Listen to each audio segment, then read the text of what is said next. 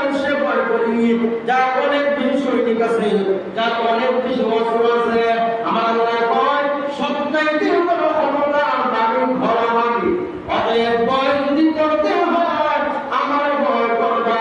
দুনিয়ায় যার কিছু সৈনিক আছে তার ভয় করো, সৈনিক যদি যার কাছে বেশি থাকে এর ভয় করো।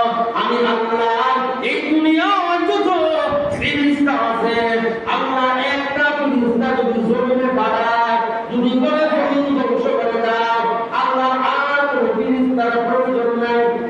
যত ফেরেশতা আছে সমস্ত ফেরেশতা হলো আল্লাহর সৈনিক। এদের এত ক্ষমতা, এদের এত শক্তি, এমন ফেরেশতা আছে সাত আসমান সাত জমিন যদি তার পিঠে তুলে দেওয়া হয় এরপরেও তার কিছু হবে না। সুবহানাল্লাহ। আল্লাহ বলেন সৈনিকের জন্য দুনিয়ার নেতারা ভয় করো, রাশিয়ানে ভয় করো, আমেরিকানে ভয় করো, তাহলে সৈনিক তো আমার অভাব নাই। যত ফেরেশতা আছে হলো আমার সৈনিক। ভয় যদি করতে হয় সৈনিকের কারণে তাহলে আমার ভয় করো না। 3 নাম্বার হলো যার বেশি অস্ত্র থাকে তারা ভয় করো। এরকম একটা অস্ত্র করে বললাম, এই অস্ত্রগুলোর কাছে তো এই অস্ত্রগুলোর কাছে সব সব এদের কাছে তো সব বের হয়ে গেছে। আল্লাহ কোরআনে বলেন ও দুনিয়াবাসী তোমরা আল্লাহর ভয় করো। আরো কারণ আছে ভয় করার। আরেকটা কারণ হলো দুনিয়ায় যত খাদ্য বলো বা পানি বলো যত কিছু আছে এই নাম নিয়ামত সব কিছু আমি আল্লাহ দেই। আল্লাহ যদি পানি বন্ধ করে দেন কারো ক্ষমতা আছে পানি বলার।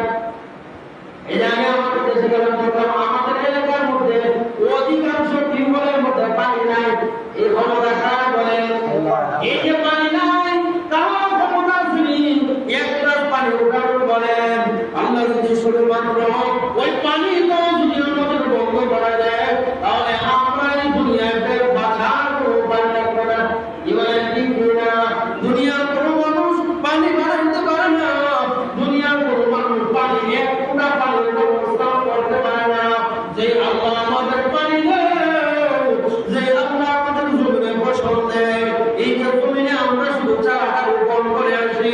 আল্লাহ বলেন হে বান্দা, এই তুমি শুধু চারাটা রোপণ করে চলে আসো, মাঝে মধ্যে কোকের গোড়ায় বাচ্চা দাও, একটু পানি দাও, এর মধ্যে কিন্তু খাদ্যটা সরবরাহ হয় না, এর মধ্যে কিন্তু সুনামত করে না। আল্লাহ বলেন এক একটা চারার পিছনে এটা